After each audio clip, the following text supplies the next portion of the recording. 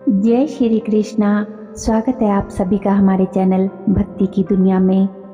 तो दोस्तों, जब भी आप किसी देवी देवता या अपने इष्ट की पूजा अर्चना करना शुरू करते हो और करते हुए आपको काफ़ी समय बीत जाता है, जब आप ईश्वर की परीक्षा में खरे उतरने लगते हो तो दिव्य शक्तियाँ आपको छूने लगती है।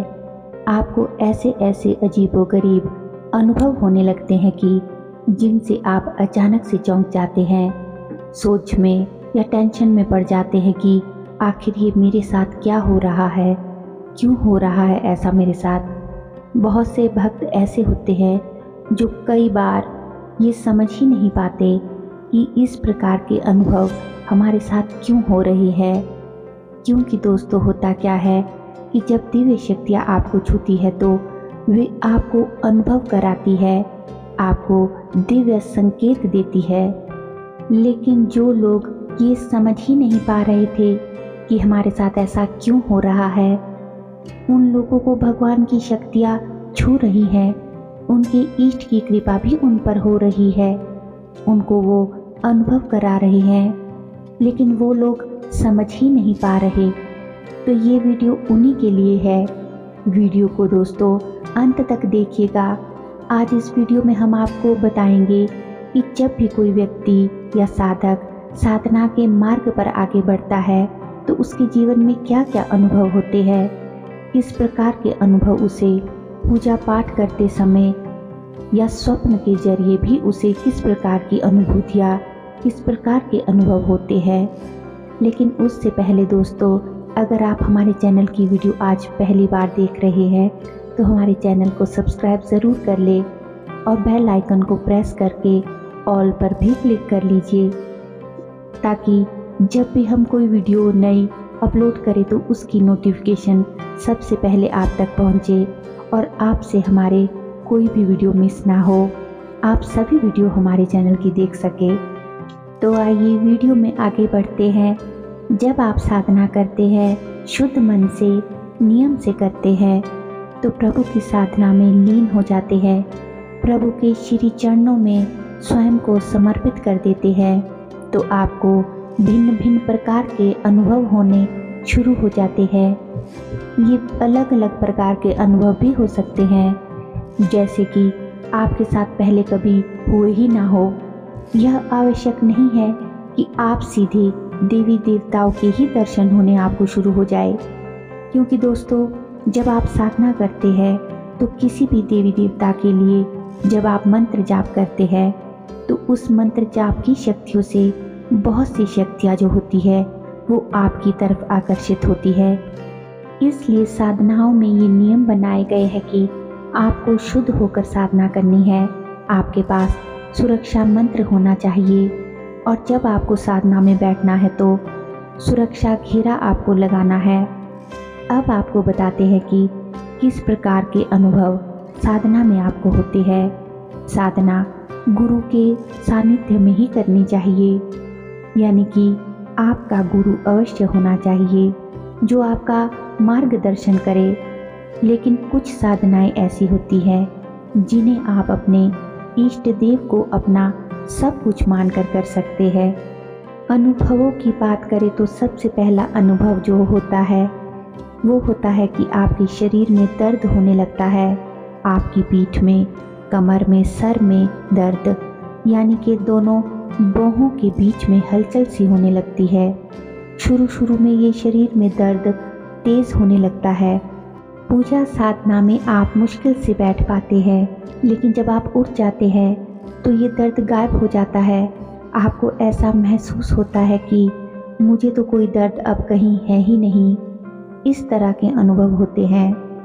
साधना के समय पर साधक को हैरानी भी होती है कि ऐसा क्यों हो रहा है। दूसरा जो अनुभव होता है वह यह होता है कि आप स्वयं को सपने में, नींद में देखते हैं कि आप मंदिर में बैठकर अपने देवी देवता या अपने इष्ट की साधना कर रहे हैं, उनकी पूजा कर रहे हैं, या वहाँ बैठकर मंत्र जाप, माला जाप कर रहे हैं, हवन कर रहे हैं या कोई आरती कर रहे हैं। इस प्रकार के जो अनुभव होते हैं ये सभी साधना से जुड़े हुए होते हैं। उन दिव्य शक्तियों द्वारा ही ये सभी अनुभव आपको कराए जाते हैं। तीसरा अनुभव जो आपको होता है कि जब आप साधना काल में कुछ बोलते हैं तो वह सत्य होने लगता है। जैसे कि आपने किसी को कुछ बोल दिया और वो सच हो गया। आपको भी नहीं पता कि ऐसा क्यों हुआ, पर वो आपकी साधना की ऊर्जा का सकारात्मक परिणाम था कि जो आपने बोला वो सत्य हो गया।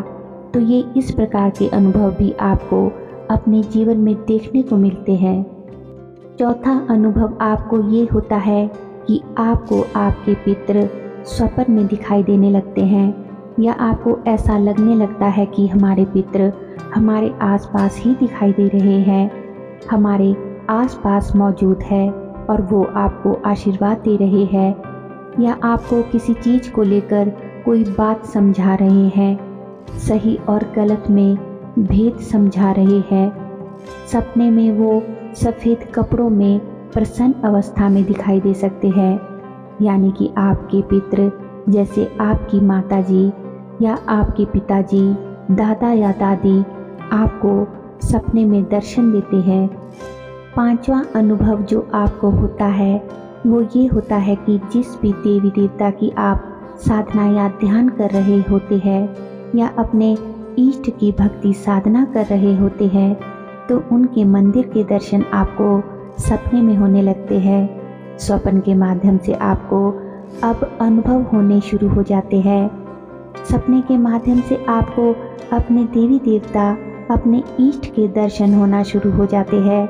जैसे कि अगर आप हनुमान जी के भक्त हैं, उनकी साधना कर रहे हैं, तो आपको हनुमान जी का मंदिर दिखेगा, आपको घंटियों की आवाज़ें सुनाई देने लगेगी। और अगर आप भगवान शिव के, महादेव की साधना कर रहे हैं, उनके भक्त हैं, तो आपको स्वप्न में नंदी बैल दिखाई दे सकते हैं, या फिर शिवलिंग, या बहुत से सांप ही सांप दिखाई दे सकते हैं। तो कभी आपको कैलाश पर्वत में बैठे शिव दिखाई देंगे, एक छोटा बालक दिखाई देगा जिसने लंबी लंबी जटाएं बना रखी है, या आपको डमरू की आवाज़ सुनाई देगी या शंख की आवाज़ सुनाई देगी। इस तरह के दर्शन आपको सभी स्वप्न के माध्यम से होते हैं।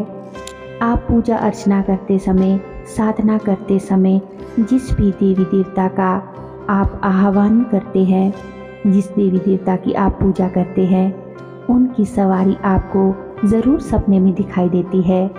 जैसे कि माता दुर्गा की, माता वैष्णो देवी की। और अगर आप साधना करते हैं तो आपको स्वप्न में शेर ज़रूर दिखाई देगा, या फिर ऐसी कोई कन्या जो शेर पर सवार होकर आपको दिखाई दे सकती है। वो कन्या पूर्ण श्रृंगार में होगी और वो आपकी तरफ आती हुई आपको दिखाई देगी। छठा अनुभव जो साक्षात आपको देखने को मिल जाता है वो यह है कि जब आप अपने पूजा स्थल यानी मंदिर में पूजा आरती के समय दीपक जलाते हैं, तो जो दीपक होता है उस दीपक में तरह तरह की आकृतियाँ यानी फूल बनने लगते हैं। तो जो दीपक आपने जलाया है उसमें तरह तरह के काले रंग के फूल आपको देखने को मिलते हैं, बहुत ही सुंदर फूल बन जाते हैं।